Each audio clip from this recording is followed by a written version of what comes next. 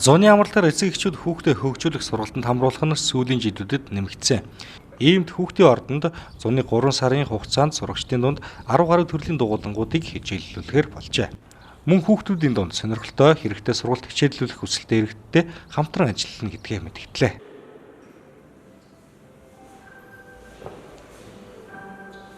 За хүүхдийн зуны амралтыг хэлсэнтэй холбогдуулаад Арга аймгийн гэр бүлийн хүүхд залуучуудын хөгжлийн газар хүүхдийн ордноос зуны хугацаанд хүүхдийн ордонд хичээллэх хөгжлийн хөтөлбөрүүдийн маань хуваар гарцсан одоо хэрэгжээд явж байна. Тэгэхээр зуны хугацаанд хүүхдийн ордонд маань нийтдээ нэг 10 төрлийн хүүхдийн хөгжлийн хөтөлбөр хичээллэнэ.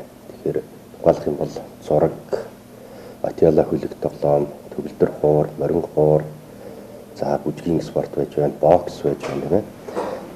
За мөн одоо төгөлдөр хуур, хийл хөгжим гэх зэрэг одоо нийтдээ нэг 10 төрлийн хөгжлийн хөтөлбөр хичээллэнэ.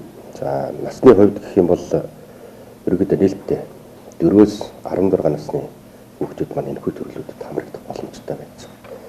За зуны хугацаанд нийтдээ 10 төрлийн хичээл явахын хэрээр одоо яг энэ хугацаанд бас хүүхэд хөгжүүлэх чиглэлээр бидэнтэй хамтран ажиллах энэ төрлүүдээс бас арай жоохон өөр сонирхолтой төрлүүдийг бас хичээллүүлэх тийм сонирхолтой хүмүүс байх юм бол бас манай хүүхдийн ордонтой холбогдож энэ чиглэлээр хамтран ажиллах бүрэн боломжтой байгаа. Манай гэр бүл хүүхд залуучуудын хөгжлийн газар хүүхдийн янз бүр туслантай. Тэгэхээр аймгийн хэмжээнд ерөнхийдөө 2 хүүхдийн туслан байгаа. За гэр бүл хүүхд залуучуудын хөгжлийн газрын дэргэд хүүхдийн янз бүр туслан 6 сарын 15-наас зуныхаа ээлжийг хүлээн авна. Нэгдүгээр ээлжийг хүлээж авна. Зуны хугацаанд нийтдээ 7 ээлж ажиллагаар бэлтгэл ажиллагаа хангаж байна. За энэ жилийн хувьд бол янз бүр туслан хүүхдэд эх орон чөлөөийг төлөвшүүлэх чиглэлээр хөтөлбөр боловсруулад ажиллаж байна.